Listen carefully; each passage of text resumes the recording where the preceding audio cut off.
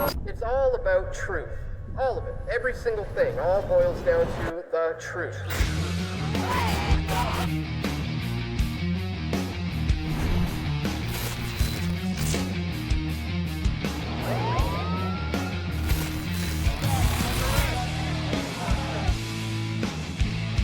We all want truth.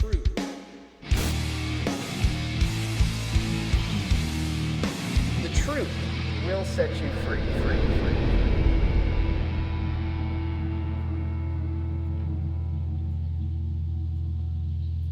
The truth indeed will set you free. Welcome to the program, ladies and gentlemen. This is Press for Truth Live.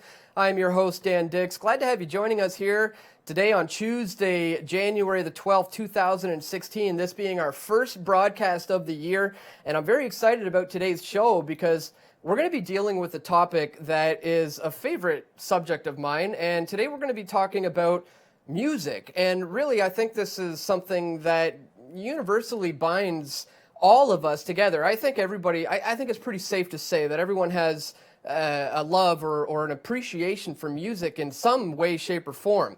But what we're going to explore today is the double-edged sword that is music, and the fact that there's great power in music and the ability to control and manipulate the opinions of the masses, or at the same time, there's great power to be able to spread messages of liberty through music. In fact, the Greek philosopher Plato once said, when the modes of music change, the fundamental laws of the state change with them. And I believe we're starting to see that take place today. In fact, back when I was going to school for music, there were about a dozen major record companies at that time. And since then, that has been drastically reduced. It's gone down to 7, then 5, then 4. Ladies and gentlemen, there are now only 3 major record companies in the world. You have Universal, you have Sony, and you have Warner. So between these 3 major record companies, they make up 90% of the global album sales. So they essentially decide what is popular and what is not popular. They decide what kind of ideas are going to permeate throughout society. Now, that's not to say there aren't good artists out there, that there aren't good musicians. There are. There are a lot of great musicians. But we're not really getting access to these great musicians because they're not being signed by the major record label companies because they're not playing into the agenda. But the good news here today, folks, is that there are good artists out there producing quality music with good messages of liberty that are going to empower humanity. And that brings me to today's guest. I'm very excited today to bring on our guest. We're going to be talking with Jordan Page. He is an American singer, songwriter, musician, has just recently released a new track called Arm Yourselves. So Jordan, man, thanks so much for taking some time to speak with us here today at Press for Truth Live. Thanks for having me on, Dan. Well, it's great to have you, man, because, you know, as a musician and somebody who's really going at it and spreading these messages of liberty, I want to get your thoughts on the new song and what that's all about. But, you know, before we get into that, let's talk a little bit about what I was just alluding to, this concept of music being a double-edged sword. Have you come across this, you know, in just being a musician, have you seen this yourself, the ability for music to be used for good and also to be used for nefarious purposes? Oh, absolutely. Okay, so where do I begin? You just opened a can of worms, brother. So in my own life, I've got influences all over the map, from John Denver to Metallica, you know what I mean? And you're right, the homogenization of radio, these were all things that were sort of like the death knells of the music industry as a whole. Like you said, you have these massive conglomerates, these like 3 main companies who control the main music industry now. But there's lots of indie labels putting out good music, but as you said, it's hard to get access to them, and I'm one of those artists. I have my own label, Revolution Records, and early on in my career once I became an activist and I was making some waves, I had representation from a couple different managers over the years, both of whom had shopped me to a lot of these labels. And the first manager I had back in 2007 shopped me to, I think maybe it was like 8 or 9 different big labels at the time. And I was universally loved by all of them. She would leave those meetings and call me and give me all this feedback that they loved my look, they loved my voice, my songwriting, that I played the guitar, that I do all of it. But the number one problem they had was what I was singing about, which was freedom, and I was an anti-war agenda. And they categorically refused to have anything to do with me because of the subject matter. And she said if I had any hope of getting a record deal, that I needed to stop singing about liberty, stop singing about truth. I mean, how much more like open and blatant can this crossroads choice be, right? Absolutely. And so I was just like, to hell with that. And I felt very strongly, and still do, that this was a divine calling, that God had put me on this path, because the path itself came out of nowhere, and it was not part of who I was, and it became everything about who I am as a person. And I wasn't about to just walk away from that, just to sell out. That I knew that there would be a greater purpose involved, and that I had to stay the course as it was laid out for me. So I mean, I see it all the time, and we live in a very hedonistic culture.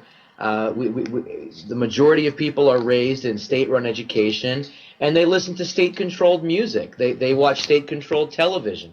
They absorb their information that shapes their worldview from state-controlled media. The state controls everything. The same people that we complain about masterminding the military-industrial complex and the pharmaceutical-industrial complex and the prison-industrial complex, they also control the entertainment industrial complex. So yes, this is a very deliberate effort to dumb people down.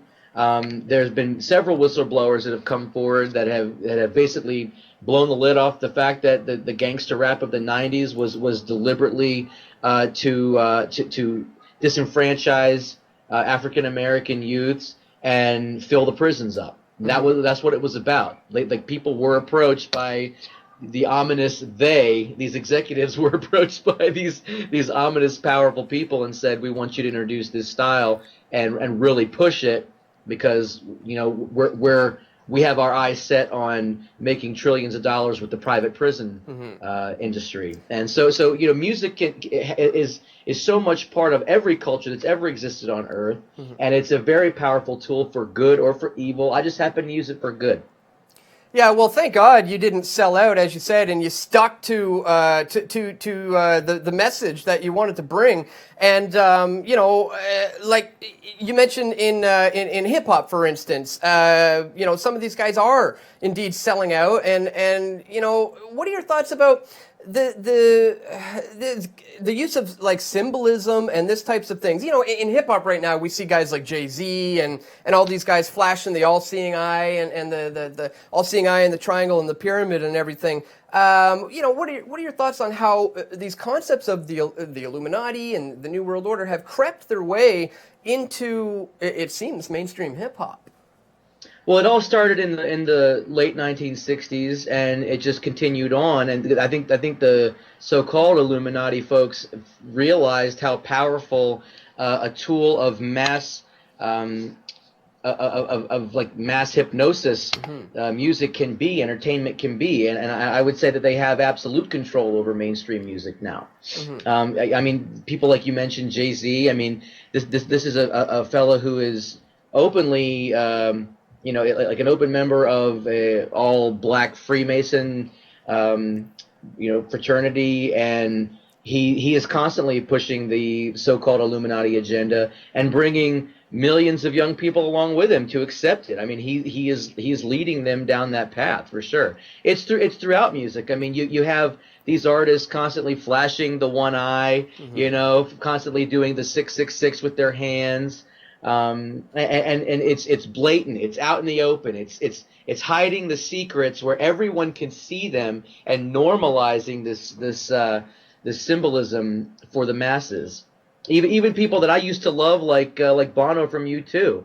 I mean, he's in on it now as well. But you see what his agenda is now. He's trying to get Monsanto all throughout Africa just to decimate these communities and get everybody completely dependent. So a lot of these folks go out there,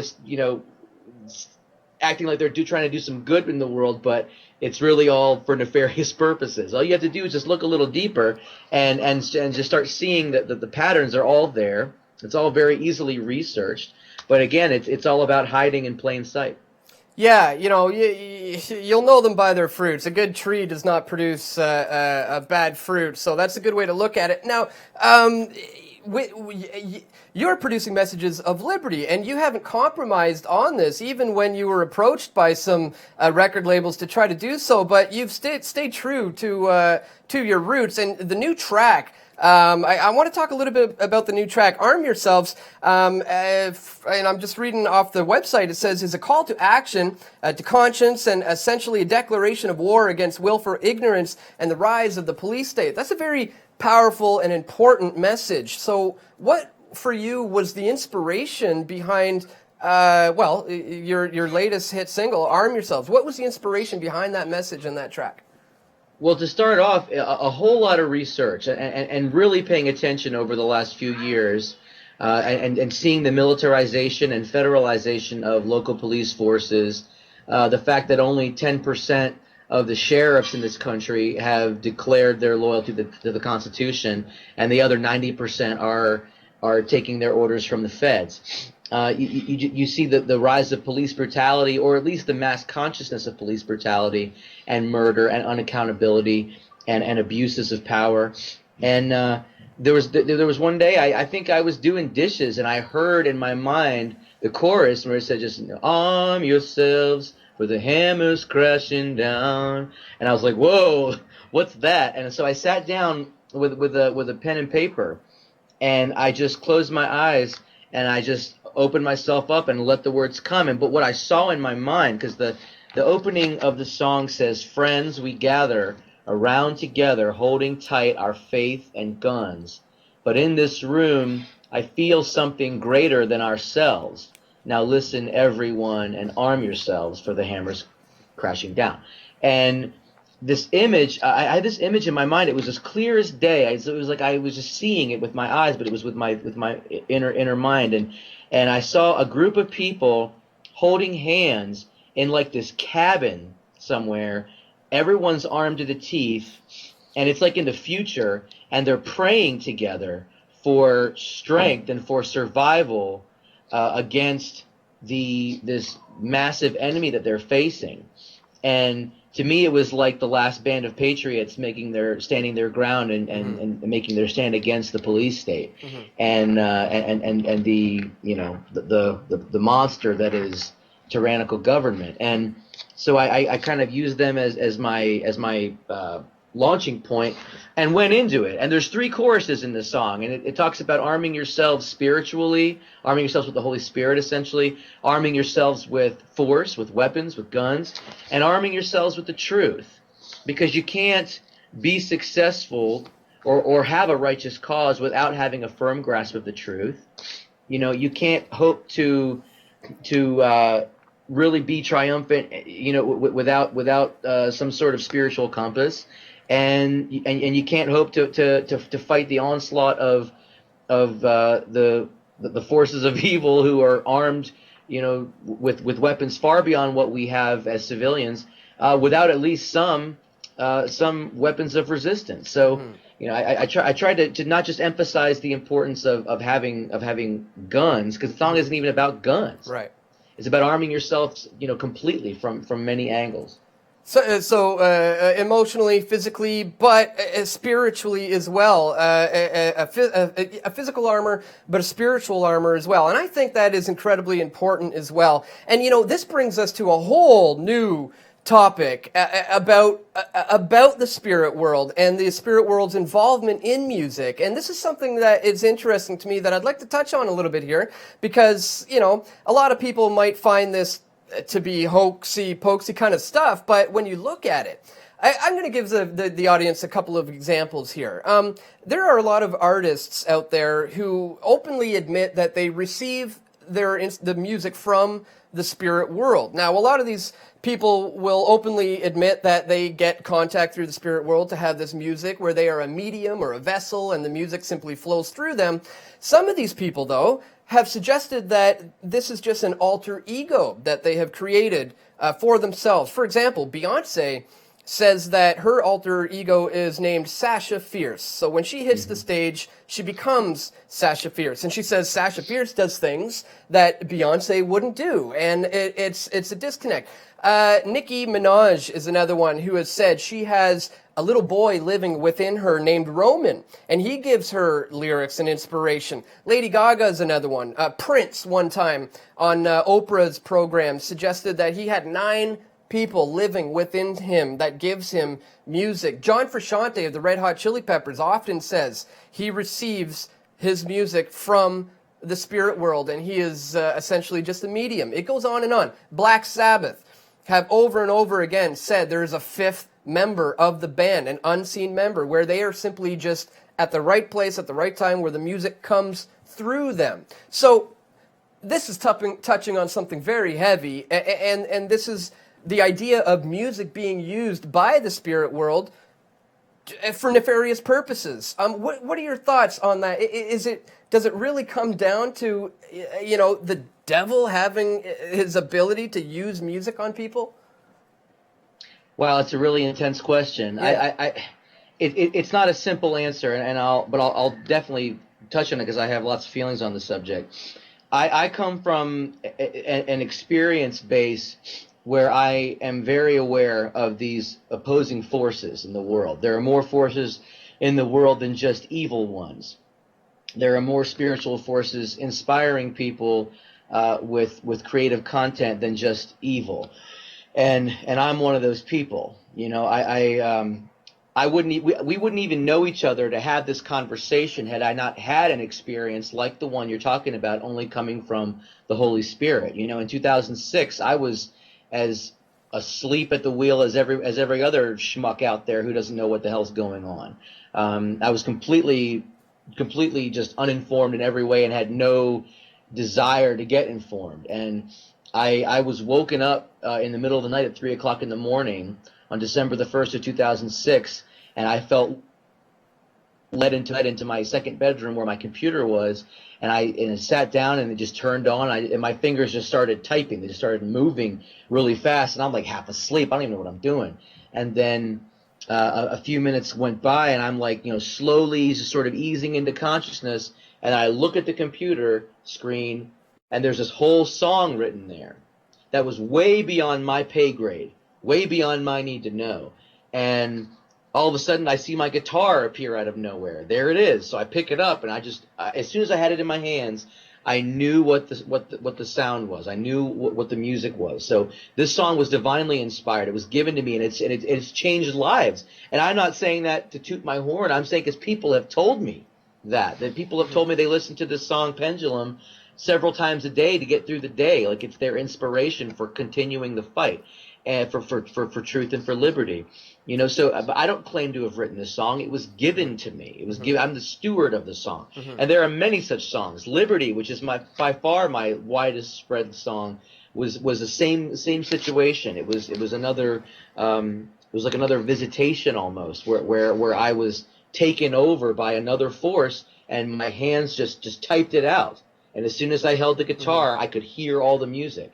This isn't something inherently special about me. I'm just a person who says, yes, I will deliver this message. And so so God trusts me with the message to deliver it. And that's what I'm doing. When you mention people like Beyonce and Nicki Minaj, Britney Spears, these are all people who have been recruited by the Luciferian cults at the upper echelons of international society, who have recruited these young people at early ages, sexualized them, ritually abused them, and have done satanic rituals to put these spirits in them. I definitely believe that. If you look at someone like Britney Spears, who's just has for before she had her meltdown, she was still kind of a cliche, not really looked at as like good music, but maybe just entertaining. But it wasn't like it was good music. You know, this is a person who was sexualized as a child by Disney, by these corporate interests who are all tied in with the international Luciferian rings, and she, you know, shaved her head in a desperate attempt to escape these people and to take back control of her life. I mean, they control every aspect of her life, her money, her children, everything. And that shaving of the head incident was a desperate attempt to have some control. And there's a picture that you can that used to be out there. I've seen it many times. It's harder to find now. It's a picture someone took of her sitting in the barber chair in the barber shop, smiling in the mirror with satisfaction into her own eyes, with a Freemason tattoo on the back of her head. Mm-hmm. So I think she was shaving her head to reveal that tattoo to the world. Mm-hmm. You know, so there's a lot going on with these people. They're not just, you know, tortured artists who have these demons. No, like these are people who are under control, who have been abused, who have been victims of satanic ritual abuse, mm-hmm. and they have been conditioned and mind controlled to be ambassadors of this Luciferian agenda. And believe me, I know how that all sounds.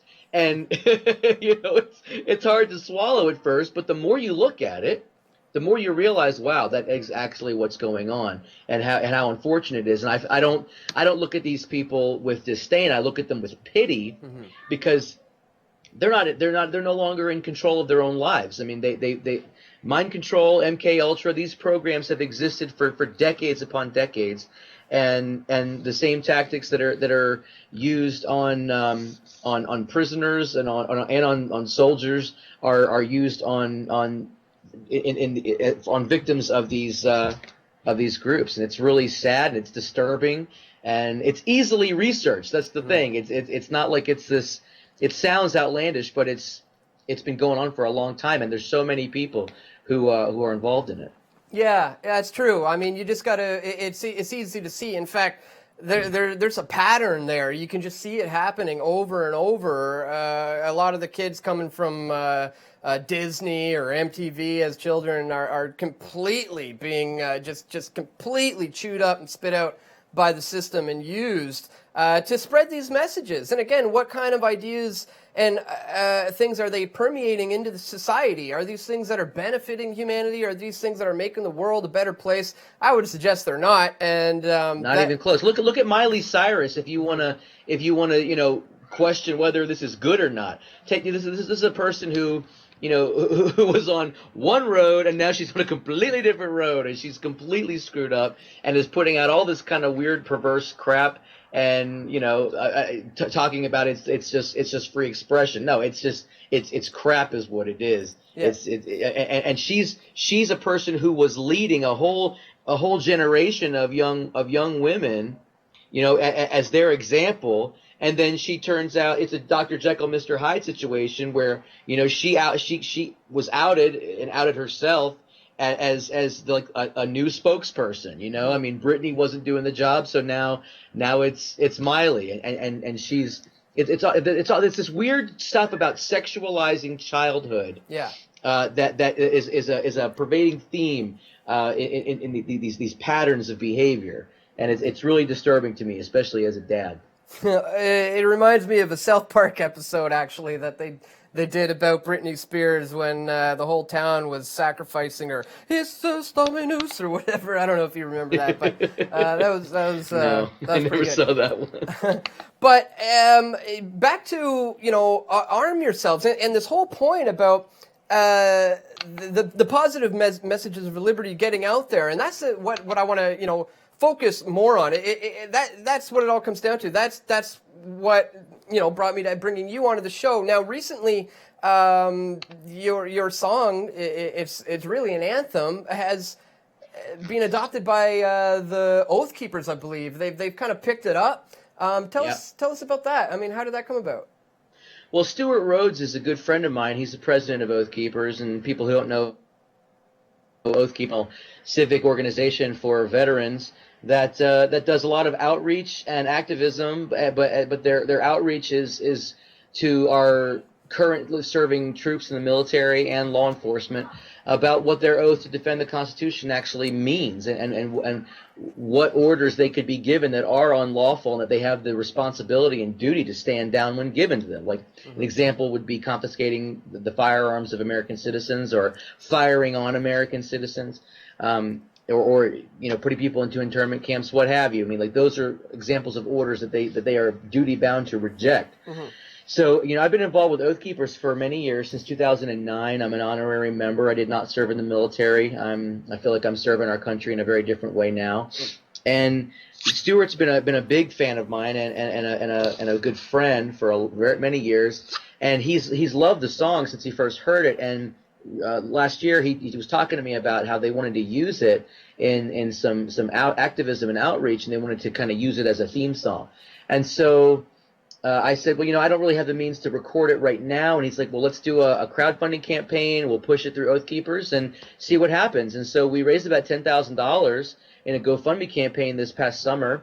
And it gave me the money to get back to Maryland, to the studio where I do my albums. And we recorded 2 songs, actually. We did Arm Yourselves and Act 3.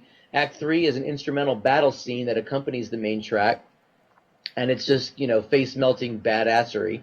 And it's a lot of fun. And I was able to do both songs, which made me really happy. And so the goal here is that, well, Oath Keepers has adopted it as their national theme song. We've been getting a lot of press for that. And that we're going to be doing direct outreach to the troops on all U.S. bases, where we're going to be filming a music video for it here soon. And that project is coming together, where we do both songs as a short film. Like a long music video or a short film, and we're going to be putting that on a DVD with lots of information and other educational material for the troops to this end, and handing them out at bases. We're going to be doing hundreds of thousands of these DVDs and giving them out to the troops. And Stuart felt that the song reflected the values of Oath Keepers very succinctly, and our views are very much in line, and they all just love the song, so they've officially adopted it. It's on their website, and they've been pushing it a lot, and it's pretty awesome to have that kind of support. I mean, Oath Keepers is an amazing national organization with tens and tens of thousands of members, and I've not met one that I didn't like so far. I mean, they're just amazing people. Well, it's a perfect fit. It makes perfect sense. It's a match made in heaven. I mean, it's just great. And you know what? I want to just go ahead and play the song for the viewers and the listeners here watching live at home, so we can they can hear the song for themselves. And then I want to talk a little bit about your involvement with Ron Paul as well. I mean, you've been involved with the Oath Keepers. You've shared a stage with Ron Paul, I think, 18 times, opening for him on his campaign trail. That's fantastic. So I want to get your views about what that was like when we come back from the break. But we're going to go now to a video of Jordan Page playing the new single, Arm Yourselves. This is a live presentation. We're going to have links to the MP3 included in the description, so you can check it out and you can download it and purchase the song yourself. But right now, this is a live performance that Jordan recently did of the track Arm Yourselves.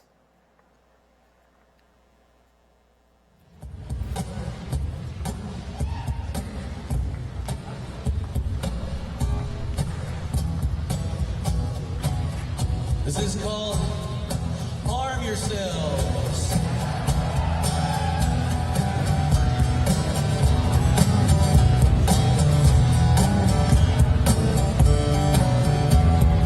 Friends, we gather round together, holding tight our faith and guns. But in this room, I feel something greater than ourselves. Now listen, everyone, and arm yourselves.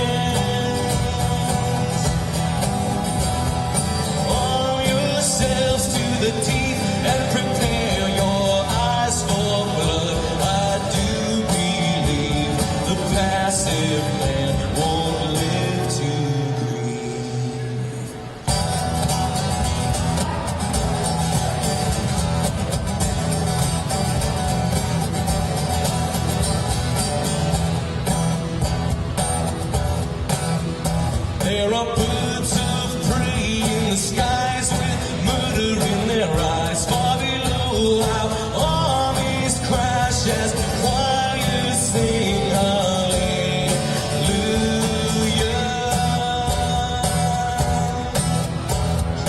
Force multiplies in the street like symphonies of pain. Can you hear the violence play as children sing hallelujah?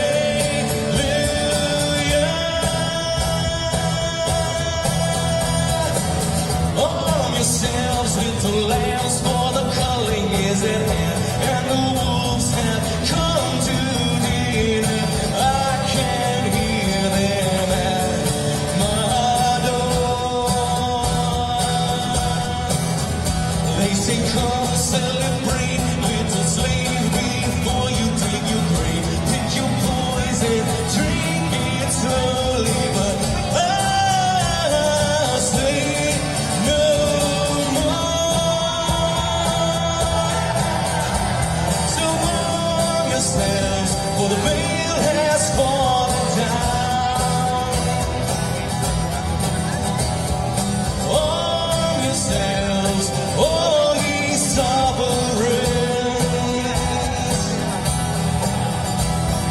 Arm yourselves with the truth and believe the stage is set. And I foresee a sold-out show begin at 3.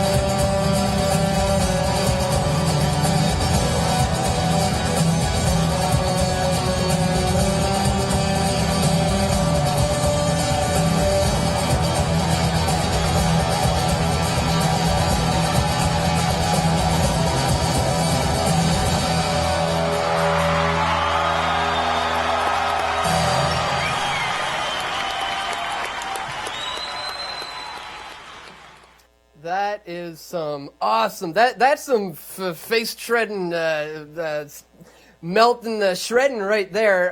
The chat here on my chat window has been lighting up. People are loving this at home, watching this live, and rightly so. It's a powerful tune. I mean, the chorus really. I heard it first maybe about a week ago, and I got to admit, I've been walking around singing that chorus all week. It just really gets stuck in your head. Really awesome stuff. Where did you perform that one? That of course was the live version. Where did you do that? I'm not hearing him. Oh, there we go. No. Oh, sorry. I think. How about now? Can you guys hear me? Gotcha. Yeah. Okay, great. That was actually from. Yep. Can you guys hear me? Okay. Yep. Okay, that was from actually from 2012 at Paul Fest, the at the RNC, the event that Ron Paul actually didn't Yeah, make. some of the people were saying in the chat window that they recognized you from some Paul events. Yeah, I did a lot of work with Ron Paul during the campaign, the 2012 campaign, on and off and beforehand. The first time I met Dr. Paul was 2008 at the Revolution March in D.C., and it was the very first Liberty event that I had done, and it was pretty intimidating being there. There were 15,000 people, and I could just see that they were all there because they had this belief in this man who I had really just heard of. I'd been writing these songs, as I mentioned. I'd written that song Pendulum and a few more, and had sort of been making a name for myself just in a few Liberty groups online with those songs. Mm-hmm. And they invited me to play at this amazing rally, and it's where I met Adam Kokesh for the first time. It's where I met Ernie, Gary Franchi, and all these people who've become instrumental in my development as an activist and an artist. And I'm just I'm standing there 5 feet away from Ron Paul, and we met, and I started developing relationships with people close to him, and then eventually he started inviting me to open for him at major events, and tens of thousands of people at a time. It was pretty amazing. I felt very blessed, and I think I did about 18 or 19 shows total with Dr. Paul, somewhere in there. That must have been amazing, just to share a stage, especially back in 2012 when he was really, really killing it, and there was such an energy in those arenas, and you got to share in that vibe. That's just incredible. Yeah, it was pretty amazing experience. There was one show at the Iowa Straw Poll in 2011, and Dr. Paul invited me to be his musician at his tent. So they had, like, every candidate had a huge tent, a display where they were giving out food and literature and asking for people's votes. And Michelle Bachmann's tent was all enclosed, and Randy Travis was playing in there, and no one could go in if they didn't have a stub saying that they voted for her. So that was kind of like a low down dirty thing. But Ron's tent was wide open. He was serving food. He served thousands of people, and so I played a song I had written for him, "The Light of Revolution," for his campaign. And right before he came on, I played a song with his grandkids too. And I was walking off stage to let him and Carol up on stage, and he told me to stay on stage with him. And his whole family came up, and he made sure that I stayed on stage with his family. And then he thanked me in front of the 2,000 people that were there, and in front of C-SPAN and what have you, for providing the music. And he said that revolutions need young people in music, and he thanked me for providing the music. And amazing. That was one of those moments that I just couldn't believe had really happened, but it was awesome. No doubt, man. I could imagine that being a very, very big moment for you. But I certainly get the sense that there's no shortage. There's going to be a lot more big moments coming for you. So what's next for Jordan Page? I mean, what are some of the things that you have planned for the future? Oh, I've got so much going on, Dan. The big thing right now is Arm Yourselves, the recorded track. So what we just heard was a live acoustic version, if you want to call that just acoustic, but it was the acoustic solo version. And but I've recorded a hard rock electric version with full band of the main song and the jam at the end, Act 3. And that's on iTunes and Amazon and Google Play Store. It's at my website, jordanpagemusic.com. And so we're right now in conjunction with Oath Keepers, we're putting together a budget for a major music video for the song, and we're going to be playing that everywhere. I'm networking with lots of national gun rights organizations to promote the song and the subsequent video, and bringing on sponsors who are sympathetic to this idea and who would like to align themselves with this cause and with this message and with this song. I've also written a theme song for a cannabis education media company, and I'm in the process of negotiating that and providing a soundtrack for their network. And I've got the new album also in the works. I've really got enough new material. I mean, I've got hundreds of songs I haven't recorded, but I've got enough new material in the last couple of years for 2 to 3 different albums. So I'm really focused on putting together the budget to record at least one of those. I have a big rock album that I want to do, and then I have a little bit easier low key album I want to do after that. And I'm touring nationally. I'm just touring all over the place. I'm doing lots of big events, and I'm doing some smaller ones too. I'm booking tours and trying to keep the remnant, who are the people who are left over, who haven't given up and haven't gone back to sleep or just gone back to their lives. They're still fighting every day to get fluoride out of the water, or fighting for jury rights, or fighting for cannabis rights, and the Second Amendment rights. I mean, there's so many causes out there that are issue based and not candidate based, I guess you could say. I mean, once Ron had retired, a lot of people just went back to their lives, and I understand why, and a lot of people were sapped and tapped out, and no more money, no more energy. But the people who are still here, I call them the remnant, and there's a lot of issue-based movements that have really picked up steam thanks to Ron Paul and that movement. I'm fighting for a lot of those, and I've taken up a lot of those causes with the music. So we have so much going on. I've got 6 children, Busy guy.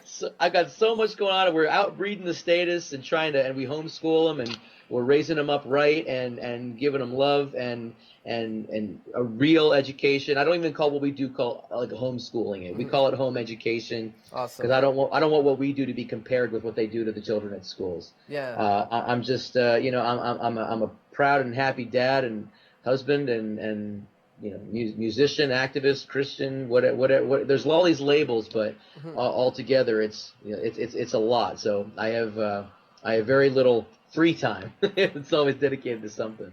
Well, whatever you're doing it right, man. So just keep it up. If you ever make your way up to here to Canada, it'd be cool if we jammed or something. I don't know if I play as well. So, who knows? If you ever make your way up here, maybe we could figure something out and try to bang out a tune or something. What part of Canada are you in? I'm pretty close to Canada. I'm in northwest Montana. Okay, well, I'm currently in Vancouver. So. Oh yeah, I could get up to you. I'm under Alberta. So I could, So well, I we could can get make up, that I could happen. get up and see you sometime for sure, man. Awesome. Well, let's try to actually put that together someday. That would be cool. That's great. I know Tim Moen, who was the head of the Libertarian Party up there. Yeah. I know Tim, and we were talking about trying to put together a tour for me. So now that I know that you're up there, that puts another piece of the puzzle together. Absolutely. Yeah, well, again, it's another match made in heaven that's meant to be. Just in closing, man, I want to thank you once again for coming on. Great job. Keep up the great work. Let people know where the links are, where they can watch the stuff. Sure. and purchase the new track. Well, first I wanted to address somebody in the chat room who said that I violated my guitar's safe space. Let me tell you, that guitar had it coming. It was asking for it, and it loved every minute of it, just letting you know. First and foremost, my website is easy to find, jordanpagemusic.com. And it has links where you can purchase my songs. You can listen to the songs for free there. You can stream them live there. And it's got links to my iTunes page, my CD Baby page, Amazon, Google Play Store, anywhere that you can download music legally online. I'm listed there through my distributor, so that people can just Google my name. I have a YouTube channel, Jordan Page Music. My Facebook is Jordan Page Music. My Twitter is Jordan Page Music, and so on and so forth. I'm real easy to find, and I'm touring, all over the country. So anybody that wants to have me perform in their area can can look me up on Facebook or send an email to jordanpagemusic@gmail.com. Fantastic. I have no doubt you're going to be seeing some interest in that. Jordan, man, thanks again for joining us today. Great. Thanks for having me on, Dan. Appreciate it. Take care, man. You too. All right, guys. That once again was Jordan Page, and his new track "Arm Yourselves" is available on MP3. We're going to have links in the description, so be sure to check out the description to where you can purchase the new track, and also to where you can learn more from Jordan. You'll find his website there. And that does it for us for this week here at Press for Truth Live, ladies and gentlemen. I want to thank you once again for tuning in, and I hope to see you right back here next Tuesday, same time, same place. Keep fighting the good fight, my friends.